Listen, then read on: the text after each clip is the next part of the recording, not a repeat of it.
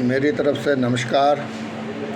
पिछले दिनों एक राज्य स्तरीय न्यूज़पेपर में ज्योति मिर्दा और हनुमान बेनीवाल को एक दूसरे के प्रश्न दिए गए, जो हनुमान बेनीवाल ज्योति मिर्दा से करते हैं और ज्योति मिर्दा हनुमान बेनीवाल की तरफ जो प्रश्न उछालती है उनके जवाब हनुमान बेनीवाल ने दिए। जैसा आप सबको ध्यान है कि ज्योति मिर्दा का जो पहला इलेक्शन था सांसद का, उसमें हनुमान बेनीवाल और कुछ अन्य ने ज्योति मिर्दा को जिताने में बहुत महत्वपूर्ण योगदान दिया। इस बात को कोई इनकार नहीं कर सकता। पर ज्योति मिर्दा ने हनुमान बेनीवाल और अन्य लोगों को उतना महत्व नहीं दिया। इस कारण इन दोनों में दो फाड़ हो गया मामला। और हनुमान बेनीवाल ने प्रश्न किया ज्योति मिर्दा को, आप चुनाव हार रही हैं इसलिए भाजपा में गई। ये हनुमान बेनीवाल जी ने प्रश्न किया है ज्योति मिर्दा को। ज्योति मिर्दा ने उल्टा जवाब प्रश्न किया है, आपने भाजपा का सहारा लेकर चुनाव लड़ा, दम है तो गठबंधन छोड़कर अकेले चुनाव लड़ें, पता चल जाएगा। अब की बार जो चुनाव है वो हनुमान बेनीवाल अकेले ही लड़ रहे हैं, किसी पार्टी का सहारा नहीं ले रहे, ना बीजेपी का ना कांग्रेस का। तो अभी पता चल जाएगा ज्योति मिर्दा जी में कितना दम है और हनुमान बेनीवाल जी में कितना दम है। और फिर प्रश्न किया है, आप मेरे लिए क्या चुनौती खड़ी कर पाएंगी। हनुमान बेनीवाल जी ने पूछा कि आप हनुमान बेनीवाल जी के लिए ज्योति मिर्दा वो चुनौती पेश कर पाएगी। आपने मुझे हराने के लिए बीजेपी से गठबंधन किया था।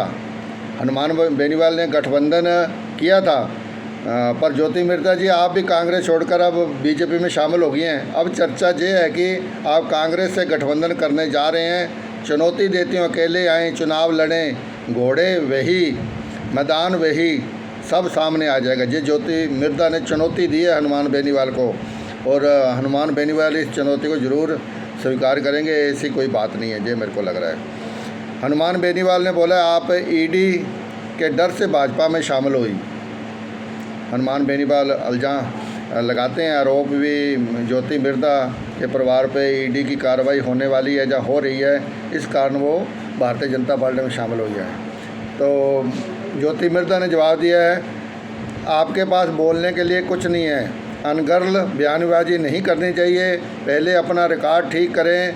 आज तक मेरे या मेरे परिवार में कोई ईडी सीबीआई जहाँ आयकर की जो कार्रवाई है नहीं हुई। हमारा नाम न तो किसी एफआईआर में है और हमारे खिलाफ़ कोई जांच पेंडिंग नहीं है। ये ज्योति मिर्दा जी का जवाब है। तो हनुमान बेनीवाल जी ने अगला प्रश्न पूछा, तो आपने किस डर से भाजपा में शामिल हुई। उसने ये बोला, जवाब दिया है ज्योति मिर्दा ने, मेरे बीजेपी ज्वाइन करने के लोकल कारण हैं। हमारे जहां कांग्रेस ही खुद को कमज़ोर कर क्षेत्रीय पार्टियों को मजबूत कर रही है। उनका ज्योति मिर्दा जी का ये है भी हनुमान बेनीवाल जी की पार्टी को कामयाब कर रही है। कार्यकर्ताओं के काम नहीं हो रहे, यूँ कह लीजिए कांग्रेस में घुटन का माहौल बन गया था। ये ज्योति मिर्दा का जवाब है।